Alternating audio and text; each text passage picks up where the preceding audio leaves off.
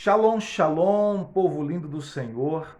Há uma palavra fresca do coração de Deus que eu quero compartilhar com você nesta hora, que está na Epístola de Paulo aos Efésios, capítulo 4, a partir do verso 1 ao verso 6. E a nossa reflexão de hoje fala sobre como deve ser o andar do cristão. Como deve ser o andar do cristão. E nesta reflexão, nós aprenderemos que há pelo menos 3 modos de andar do cristão que glorificam e que honram ao Senhor Jesus Cristo. Se você for edificado e abençoado com esta palavra, por favor, compartilhe ela para que outras pessoas possam ser também edificadas. Curta, deixe sua mensagem, seu comentário e compartilhe essa mensagem para alcançar e abençoar outras pessoas. Vamos ao texto sagrado. Aqui em Efésios capítulo 4, versículo de número 1 a 6, as Escrituras Sagradas nos dizem assim: Rogo-vos, pois, eu, o prisioneiro no Senhor, que andeis de modo digno da vocação a que fostes chamados, com toda a humildade e mansidão, com longanimidade, suportando-vos uns aos outros em amor, esforçando-vos diligentemente por preservar a unidade do Espírito no vínculo da paz. Há somente um corpo e um espírito, como também fostes chamados numa só esperança da vossa vocação. Há um só Senhor, uma só fé, um só batismo, um só Deus e Pai de todos, o qual é sobre todos, age por meio de todos e está em todos. Este texto sagrado nos fala sobre esses 3 andares, essas 3 formas de andar, esses 3 modos de andar para o cristão. E através desses 3 modos de andar, nós como cristãos, como discípulos do Senhor Jesus Cristo, podemos glorificar ao Senhor Jesus. Como já falamos em outros momentos, a primeira parte da Epístola de Paulo aos Efésios, do capítulo 1 ao capítulo 3, Paulo enfatiza muito quem nós somos em Cristo, a nossa identidade em Cristo. Agora, a partir do capítulo 4 até o capítulo 6, Paulo vai falar muito sobre o nosso comportamento em Cristo, sobre o nosso dever cristão, sobre nossas responsabilidades cristãs e sobre o nosso andar em Cristo. Mas observe que antes de falar sobre o nosso comportamento, ele fala sobre nossa identidade, quem nós somos. Porque ao entender a nossa identidade, ao compreender quem nós somos em Cristo, então nós podemos agir de modo adequado, de modo digno, porque sabemos qual é a nossa identidade, sabemos o que nós carregamos dentro de nós. Nós somos vasos preciosos nas mãos do Senhor e carregamos dentro de nós um tesouro precioso, que é a habitação de Deus. Deus habita em nós. Então, saber quem nós somos em Cristo nos ajuda a entender qual deve ser o nosso comportamento, a nossa postura e o nosso andar em Cristo. Paulo, então, fala aqui sobre 3 modos de andar que glorificam o Senhor. Primeiro, ele fala sobre andar de modo digno do chamado, Andar de modo digno do nosso chamado. Ele diz assim no versículo 4, capítulo 4, versículo 1, perdão. Rogo-vos, pois, eu, o prisioneiro no Senhor, que andeis de modo digno da vocação a que fostes chamados. Andeis de modo digno da vocação a que fostes chamados. Precisamos entender que todo cristão, todo crente em Jesus é chamado por Deus. Algumas pessoas acreditam que somente aquelas pessoas que compõem os 5 ministérios composto ali de Atos, de Efésios capítulo 4, versículo 11, a saber, apóstolos, profetas, evangelistas, pastores e mestres, apenas esses 5 ministérios são chamados por Deus. Então, muitas pessoas acreditam que apenas os pastores são chamados por Deus, apenas os apóstolos são chamados por Deus, apenas os evangelistas são chamados por Deus, profetas e mestres. Não! A Bíblia nos mostra que todo cristão é chamado por Deus. Todo crente é chamado por Deus. Existem 2 chamados distintos. O primeiro chamado é o chamado para a salvação. Ele nos chamou a todos nós para sermos salvos. Vinde a mim, todos que estáis cansados, sobrecarregados, eu vos aliviarei. Então, o primeiro chamado é o chamado para a salvação, como diz Isaías 55, versículo 1. Vinde às águas, vinde, comprai e comei, sem dinheiro e sem preço, vinho e leite, símbolos da salvação. Então, esse é o primeiro chamado, chamado para a salvação. Mas depois que fomos chamados para a salvação, aceitamos esse chamado por fé, fomos salvos, há um segundo chamado, que é o chamado para que nós possamos servir no reino de Deus. Servir é o chamado para o ministério. Todo crente tem um ministério, não só pastores, não só apóstolos, não só profetas, não apenas evangelistas e mestres, mas todo crente tem um ministério. Ministrar significa servir a outras pessoas com os dons que Deus colocou dentro de você. Então, todo crente tem um ministério. E o segundo chamado, então, é para que nós possamos servir com os dons que Deus colocou dentro de nós para a edificação da igreja, para a edificação e expansão do reino de Deus. Então, se você está servindo em alguma área do ministério com seu dom, você está cumprindo um chamado. Existem pessoas que foram chamadas para pregar, existem pessoas que foram chamadas para cuidar de crianças, chamadas para um trabalho específico com jovens, existem pessoas que foram chamadas para serem pastores, existem pessoas que foram chamadas para fazer um trabalho específico missionário em um país diferente, existem pessoas que foram chamadas por Deus para construírem grandes empresas, ganharem dinheiro e investir parte desse dinheiro na obra missionária, em creches, na educação cristã, enfim. Pessoas têm diferentes chamados, só que esses chamados devem cooperar para a edificação do reino de Deus, para a construção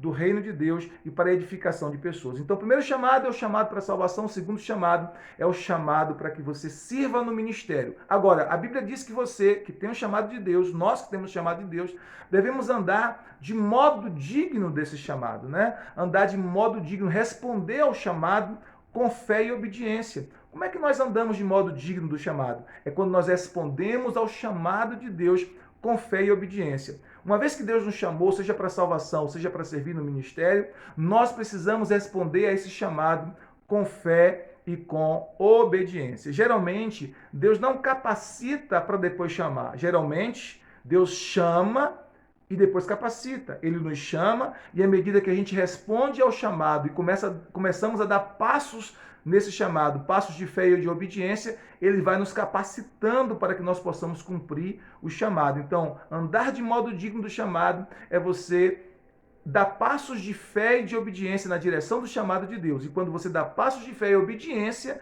em direção ao chamado de Deus, ele lhe capacita a viver o chamado. Vamos pensar numa pessoa que ainda não é salva e Deus chama essa pessoa para a salvação. Algumas pessoas começam a pensar, bom, eu não estou preparado ainda, eu ainda faço isso, eu faço aquilo, eu ainda vivo esse pecado específico na minha vida, eu não consigo. Ela começa a ficar presa a essas situações, ela não quer responder o chamado para a salvação porque ela está pensando no que ela não consegue fazer. Mas se ela der um passo de obediência e fé, ela vai perceber que ao dar esse passo de fé, aceitando esse chamado para a salvação, ela vai ser capacitada por Deus para vencer aquelas coisas que ela sozinha não conseguia vencer. A mesma coisa quando você recebe o chamado para servir no ministério, para servir com os seus dons, para servir com os talentos que Deus te deu. De repente você se sente tão incapaz e tão inadequado, mas quando você dá passos de fé, passos de obediência, Deus começa a capacitar você para cumprir esse chamado. Então, o primeiro andar é andar de modo digno do chamado que Deus nos deu. O segundo andar que glorifica e que honra o Senhor Jesus, porque nós estamos aqui na terra como representantes do Senhor Jesus. Então o nosso andar precisa honrar o Senhor Jesus. O nosso caminhar precisa glorificar o Senhor Jesus. Então a segunda maneira, o segundo passo, o segundo andar que glorifica o Senhor Jesus é quando nós andamos em humildade e mansidão. E aí Paulo nos fala sobre isso no versículo seguinte, ele diz assim no versículo 2, Efésios 4:2 diz assim, com toda humildade e mansidão, com longanimidade, suportando-vos uns aos outros em amor, com toda humildade e mansidão, com longanimidade, suportando-vos uns aos outros em amor. Então, o segundo andar é andar em humildade e mansidão. Mansidão significa poder sobre controle. Você tem poder, mas você usa esse poder de forma controlada pelo Espírito Santo, né? Sobre a moderação do Espírito. Então, você tem o dom do Espírito, o fruto do Espírito, fluindo em você. E humildade essa constante dependência de Deus. Observe que todos os chamados de Deus, os verdadeiros chamados por Deus, eles se humilharam diante da grandeza do chamado.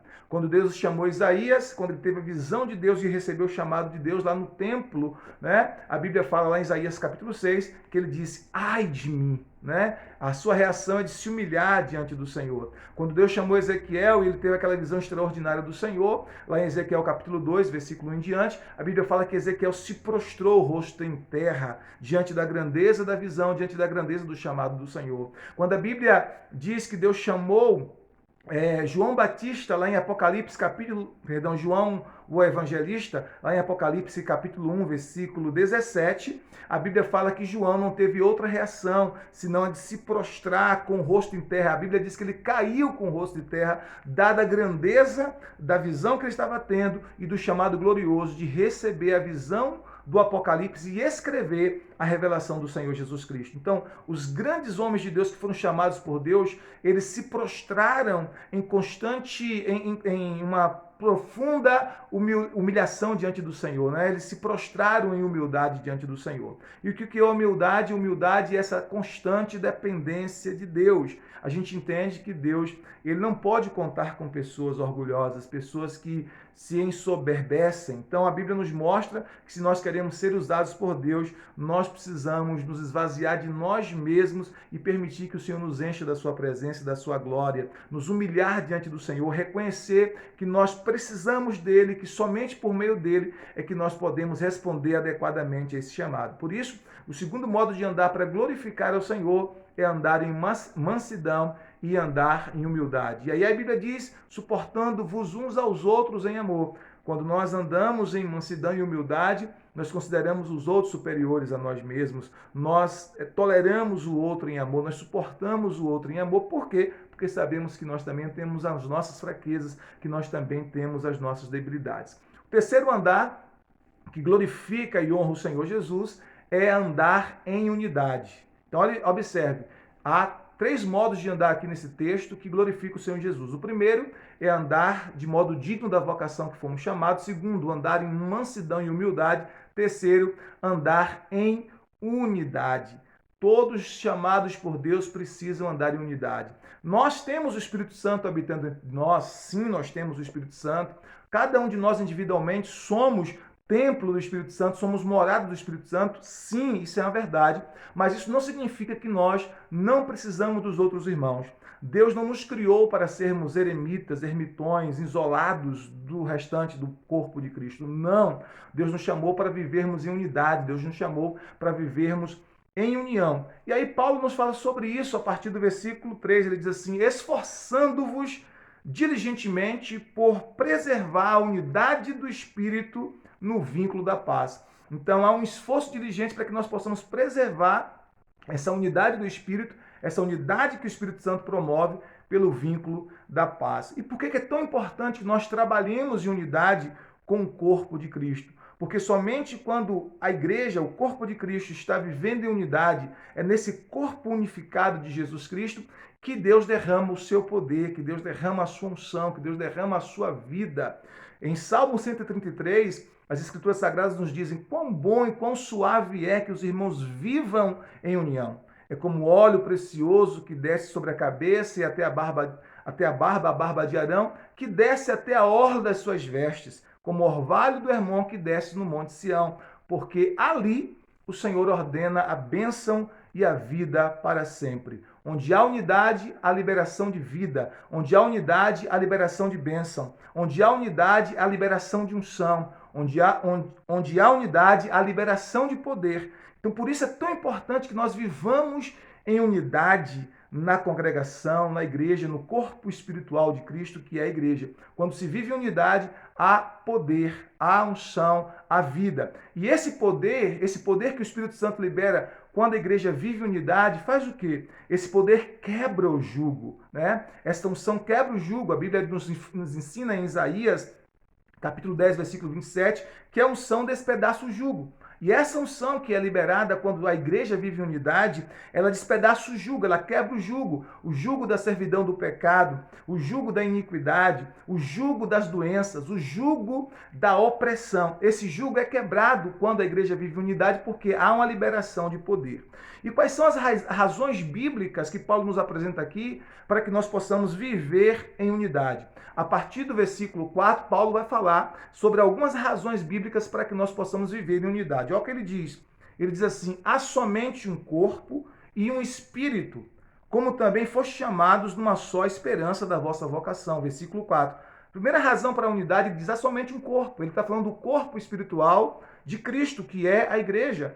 Embora nós estejamos hoje compartimentados em várias denominações, mas como igreja, há uma só igreja. A igreja de Jesus Cristo é uma só. Não vai haver separação nem compartimentos no céu, no reino de Deus, com relação às igrejas que hoje existem, né? As denominações. Não, é uma única igreja. O corpo de Cristo é um só. A igreja de Jesus é uma só. E é por isso que nós precisamos viver em unidade. Ele continua dizendo que há um só Espírito, que é o Espírito Santo. Há um só Espírito. Que Espírito é esse? O Espírito Santo. O Espírito Santo também não está fragmentado. O mesmo Espírito que mora em mim, mora em você. Se você é crente em Jesus, se você nasceu de novo, é o mesmo Espírito que está em mim, está em você.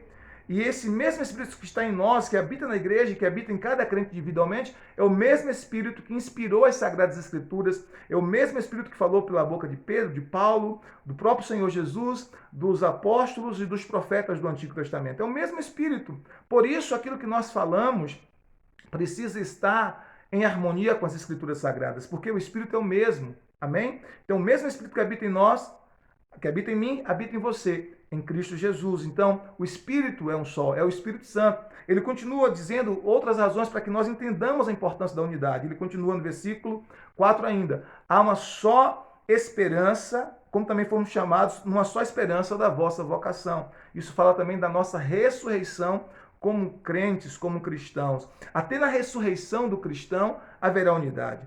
Não haverá pessoas que irão ressuscitar em um tempo e cristãos que irão ressuscitar em um tempo e outros cristãos que irão ressuscitar em outro tempo. Não.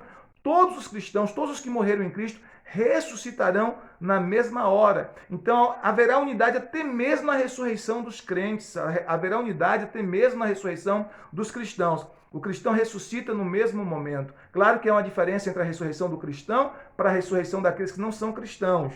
A Bíblia diz que os que morreram em Cristo ressuscitarão primeiro. Isso em relação àqueles que não morreram em Cristo. Mas os que morreram em Cristo, todos os que morreram em Cristo, ressuscitarão no mesmo tempo, no mesmo instante, no abrir e piscar de olhos, ao soar da trombeta de Deus. Todos os que morreram em Cristo ressuscitarão primeiro. Não haverá divisão. Esse aqui serviu mais, então vai ressuscitar antes, e aquele que serviu menos vai se ressuscitar depois. Esse aqui contribuiu mais na igreja, e esse contribuiu menos, então haverá diferentes momentos para ressuscitar. Não. Todos os verdadeiros cristãos ressuscitarão no mesmo instante, no mesmo tempo. Isso mostra que até na ressurreição, que é a nossa esperança, haverá unidade. Paulo continua dizendo no versículo seguinte, o versículo 5. Há um só Senhor, uma só fé e um só batismo. Um só Senhor é o Senhor Jesus Cristo. Todos os cristãos, verdadeiros cristãos, têm um só Senhor, que é o Senhor Jesus. Nós não somos Senhor de nós mesmos. Mamon não deve ser o nosso Senhor. O mundo não é o nosso Senhor. O único Senhor que o verdadeiro cristão tem é o Senhor Jesus. Amém? Paulo e os demais apóstolos e os cristãos do período bíblico pagaram um preço muito alto, porque em vez de dizer que César era o Senhor ou que César era Deus, eles diziam categoricamente, com coragem e fé, Cristo Jesus é o Senhor. Há apenas um Senhor. Então, por conta disso, muitos deles pagaram um preço alto até da própria vida. Então, o verdadeiro cristão proclama isso. Há um só Senhor, o Senhor Jesus Cristo. Ele diz mais, uma só fé. Que fé é essa? A única fé que salva, a fé no Salvador, a fé em Jesus Cristo. Essa é a única fé que salva. Pela graça sois salvos por meio da fé. Isso não vem de vós, é dom de Deus. Então, uma só fé. Ele continua dizendo, há um só batismo. Não muitos batismos, mas um só batismo. E claro que aqui não é uma referência às fórmulas batismais. Eu sei que algumas pessoas creem de forma diferente com relação às fórmulas batismais. Por exemplo, alguns creem que deve ser batizado em nome do Pai, do Filho e do Espírito Santo. É o que eu particularmente creio. Outros creem que deve ser batizado em nome de Jesus, outros creem que deve ser batizado em nome do Senhor Jesus. ok? Uns creem que deve ser batizado por imersão, é o que eu creio particularmente. Alguns creem que deve ser batizado por aspersão. Alguns creem que deve ser batizado com a idade em que a pessoa já possa ter um entendimento e a compreensão da importância e do significado do batismo, é o que eu particularmente creio. Outros acreditam que devem ser batizados ainda na mais tenra idade. Ok? São diferentes formas de batismo, mas não é isso que Paulo está falando aqui. O que Paulo está dizendo é que há um só batismo, porque todo verdadeiro crente, todo verdadeiro cristão, ele foi batizado pelo Espírito Santo no corpo de Cristo. Quando você crê em Jesus pelo Espírito Santo, quando você nasce de Deus, o Espírito Santo mergulha você, insere você no corpo de Cristo, que é a igreja. Você passa a pertencer ao corpo de Cristo, você passa a tornar-se membro desse corpo espiritual, que é a igreja. Você é batizado pelo Espírito Santo no corpo de Cristo. Todos os cristãos passam por esse batismo. Então, há um só batismo. E ele continua dizendo no verso seguinte, verso 6, há um só Deus e Pai de todos, o qual é sobre todos, age por meio de todos e está em todos. Ele termina mostrando aqui o último entendimento, a última razão para a unidade na igreja é que há um só Deus. Não há muitos deuses. Todo crente tem um único Deus, que é o Pai de nosso Senhor Jesus Cristo. Esse é o Deus do verdadeiro cristão. Não há outros deuses. Não é? Pode ser que você tenha pouco tempo de convertido ou muito tempo. Pode ser que você seja americano, asiático, brasileiro, não importa. Não importa a sua raça, etnia, cultura, nada disso importa. Se você crê em Jesus Cristo, foi salvo em Jesus Cristo, você tem apenas um Deus, que é o Pai do nosso Senhor Jesus Cristo. É um mesmo Deus para todos os verdadeiros cristãos em Jesus. Então, Paulo vai nos mostrar essas razões para a unidade. O verdadeiro cristão anda de modo digno do chamado de Deus. O verdadeiro cristão anda em unidade, em comunhão. Ele anda em mansidão e humildade e ele anda em unidade. E quando nós vivemos deste modo, quando nós andamos deste modo, nós estamos glorificando ao nosso Senhor Jesus. Observe que uma das guerras, uma das batalhas do nosso adversário é tentar dividir a igreja, tentar promover a divisão. Por quê? Jesus disse que se um reino estiver dividido contra si mesmo, esse reino não subsiste. Se uma casa estiver dividida contra si mesmo, essa casa não subsiste. E eu, pegando essas palavras de Jesus, posso dizer que se a igreja também estiver dividida contra si mesma, esta igreja não vai subsistir. Então nós precisamos trabalhar pela unidade da igreja, orar pela unidade da igreja, cooperar com o Espírito Santo pela verdadeira unidade orgânica da igreja, porque onde há unidade, Deus ordena a bênção e a vida para sempre. Para isso nós precisamos estar dispostos, pela graça do Senhor Jesus, a perdoar os que nos ofenderam, andar a segunda milha, né? Oferecer o outro lado da face. Tudo isso só é possível se nós dependermos do Senhor Jesus. A gente não consegue sozinho, a gente não consegue viver a unidade sozinho, só na dependência do Senhor. Que Deus guarde a nossa igreja, a nossa comunidade em unidade, as nossas igrejas em unidade. Que Deus guarde a nossa casa, a nossa família em unidade. Que haja unidade no seu lar, que haja unidade no seu casamento, que haja unidade na sua família. Que o diabo não consiga dividir a sua casa, não consiga dividir o seu lar, mas o seu lar experimente unidade e harmonia constante no poderoso nome de Jesus. Que Deus te abençoe, que essa palavra possa estar falando, ecoando no seu coração, abençoando o seu coração e a sua vida de forma muito poderosa, no nome bendito e soberano de Jesus. Se você foi edificado, compartilhe essa mensagem para edificar outras pessoas, deixe o seu like, deixe o seu comentário, o seu pedido de oração e nós teremos o prazer de orar por você, tá bom? Vamos orar? Pai, nós te agradecemos por essa reflexão desta hora. Pedimos ao Senhor que o Senhor fale poderosamente ao nosso coração e que essa palavra esteja ecoando dentro de nós, que o inimigo não nos roube esta palavra e que nós possamos viver de modo digno do Evangelho, que nós possamos andar com dignidade no chamado do Senhor, que nós possamos andar em mansidão e humildade e que nós possamos andar em humildade e em unidade na igreja, no corpo de Cristo, para que nós possamos, com esses três modos de andar, glorificar e honrar ao Senhor Jesus em nossas vidas. Assim nós oramos para a glória do teu nome. Amém. Que Deus te abençoe, que Deus te use poderosamente. Shalom, shalom, graça e paz.